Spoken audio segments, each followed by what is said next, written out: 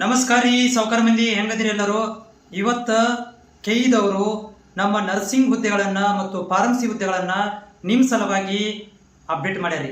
ಆದ್ರೆ ಅದರ ಒಳಗಡೆ 188 ಹುದ್ದೆಗಳನ್ನು ಕೊಟ್ಟಿದ್ದಾರೆ ರೀ ನಮ್ಮ RPC ಅವರಿಗೆ. ಅಂದ್ರೆ ಅದರ ನಮ್ಮ ಹೈದರಾಬಾದ್ ಕರ್ನಾಟಕ ಹೊರತುಪಡಿಸಿ ಬೇರೆ ಜಿಲ್ಲೆಯವರಿಗೆ 188 ಹುದ್ದೆಗಳನ್ನು ಕೊಟ್ಟರು. ಅದು ಫಾರ್ಮಸಿಸ್ಟ್ ಆದವರಿಗೆ ಮತ್ತು ನರ್ಸಿಂಗ್ ಆದವರಿಗೆ ಹುದ್ದೆಗಳನ್ನು ಕೊಟ್ಟರು.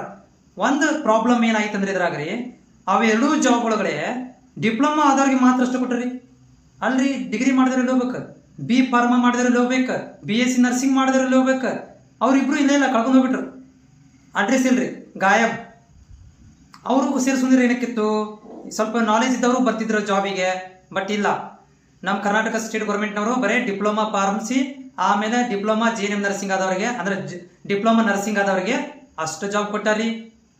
ಸೊ ಇದು ನನಗೆ ಅನಿಸ್ತತಿ ಸ್ವಲ್ಪ ಯಾಕೋ ಅನ್ಯಾಯ ಆಗೈತಿ ಏನೋ ಅನಿಸ್ತತಿ. ಯಾಕಂದ್ರೆ BSc ನರ್ಸಿಂಗ್ದವರು ಅದಾರ, MSc ನರ್ಸಿಂಗ್ದವರು ಅದಾರ, ಆಮೇಲೆ ಬಿ ಫಾರ್ಮಾ ಅದಾರ, ಫಾರ್ಮಾ ಡಿದವರು ಅದಾರ.